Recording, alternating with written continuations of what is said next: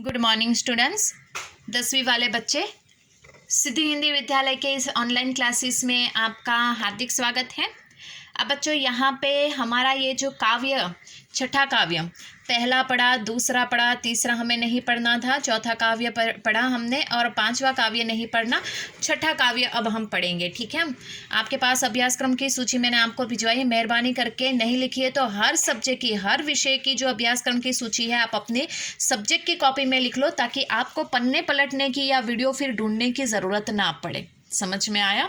तो यहाँ पे जो छठा काव्य है, ये छठे काव्य में हम कवि का परिचय प्राप्त कर रहे हैं।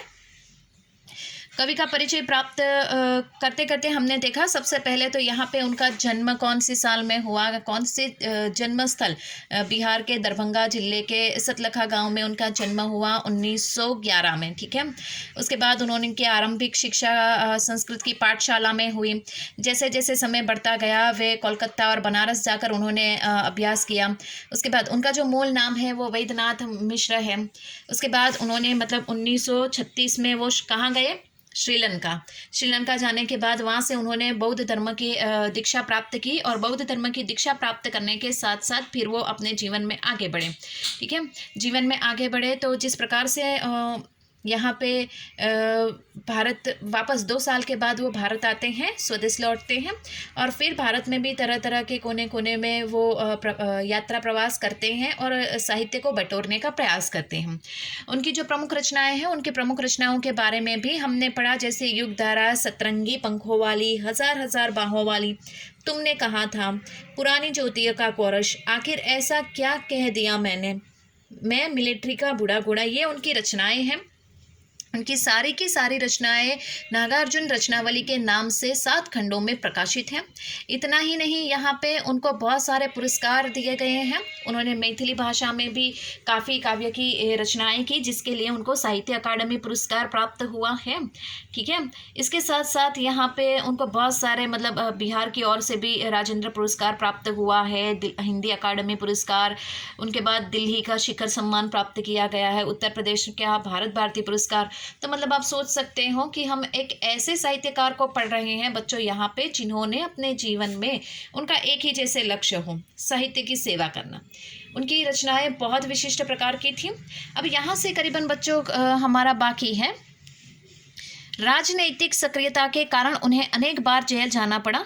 हिंदी और मैथिली में समान रूप से लेखन करने वाले कवि ने बंगला और संस्कृत में भी कविताएं लिखी। मातृभाषा मैथिली में वे यात्री नाम से प्रतिष्ठित है। सबसे पहले तो कौन से वाक्य के नीचे अंडरलाइन करनी है वो मैं आपको बता दूं। मातृभाषा मैथिली में वे यात्री नाम से प्रतिष्ठित है, ये वाक्य के नीचे अंडरलाइन करनी है कि कौन सी भाषा में यहाँ पे ये जो कवि है, ये कवि को यात्री नाम से पहचाना जाता है। तो मैथिली भाषा में यहाँ पे उन्होंने अपनी पहचान यहाँ पे यात्री के नाम से बनाई है। अब राजनीतिक, यहाँ तो हमने देखा कि वो एक कवि के रूप में नहीं बल्कि एक गद्यकार, पाठ लिखने वाले गद्यकार के रूप में भी हमारे सामने आए। इतना ही नहीं, राजनीतिक क्षेत्र में भी वो सक्रिय रहे, उनको जेल जाना पड़ा। और इसी के साथ साथ उन्होंने यहाँ पे हिंदी और मैथिली भाषा में भी उन्होंने काव्य का निर्माण किया और अपनी पहचान बनाई। इतना ही नहीं, उन्होंने बंगला और संस्कृत में भी कविताएं लिखी। तो आप समझ सकते हो बच्चों की मैथिली भाषा अलग है, संस्कृत भाषा अलग है, बंगला भाषा अलग है। तो एक ऐसे साहित्यकार है जो तरह तरह की, हम इतना समझ सकते हैं कि इनको भाषा का ज्ञान कितना सारा होगा, अलग अलग प्रकार की वो भाषा जानते हैं थे। तो यहाँ पे बहुत बड़ी बात है। और उन्होंने साहित्य का निर्माण भी किया, ऐसा नहीं कि कविताएं तो कविताएं ही लिखी, पाठ भी लिखे, इसके साथ साथ बहुत सारी भाषाओं में उन्होंने रचनाएं की। लोक जीवन से गहरा सरोकार रखने वाले कवि भ्रष्टाचार, राजनीतिक स्वार्थ और समाज के पतनशील स्थितियों के प्रति अपने साहित्य में विशेष सजग रहे। वह व्यंग्य में माहिर है। व्यंग्य यानी कटाक्ष।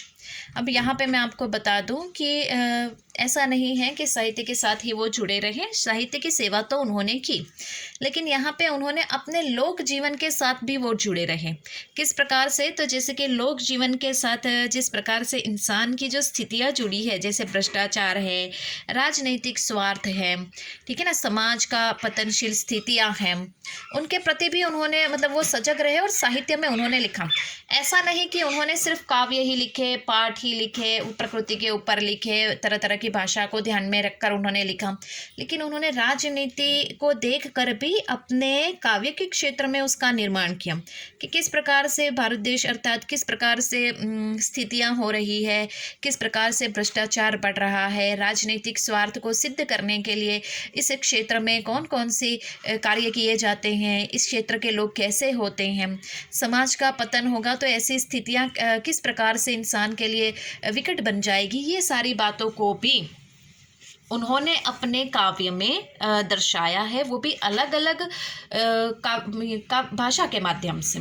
तो यहाँ पे बच्चों मैं सिर्फ इतना ही कह सकती हूँ कि हम जो काव्य पढ़ रहे हैं अर्थात पढ़ने वाले हैं, एक ऐसे कवि अर्थात साहित्यकार है जिन्होंने अपने जीवन में साहित्य की सेवा करते हुए समाज के लोगों को काव्य के साथ साथ गद्य भी दिए, अर्थात गद्य की भी एक अमूल्य निधि हमें दी, और इसके साथ साथ यहाँ पे हमें बहुत सारी भाषाओं के बारे में भी, तो मतलब एक उम्दा साहित्यकार है जिन्होंने अपने साहित्य के माध्यम से अपना परिचय करवाया।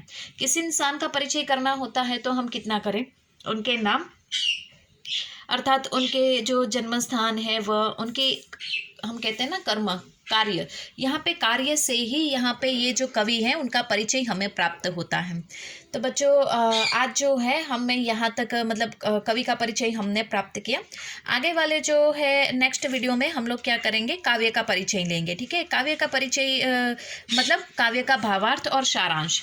उसमें दो काव्य है, यह दंतुरित मुस्कान जो एक छोटे से बच्चे के ऊपर लिखी हुई है, जो अपनी माँ की गोद में बैठा हुआ है और मुस्कुरा रहा है, और उसके जो कोमल से मोती की तरह दिखने वाले दांत दिखाकर वो किस प्रकार से हंसता है उसके बारे में हम, ठीक है।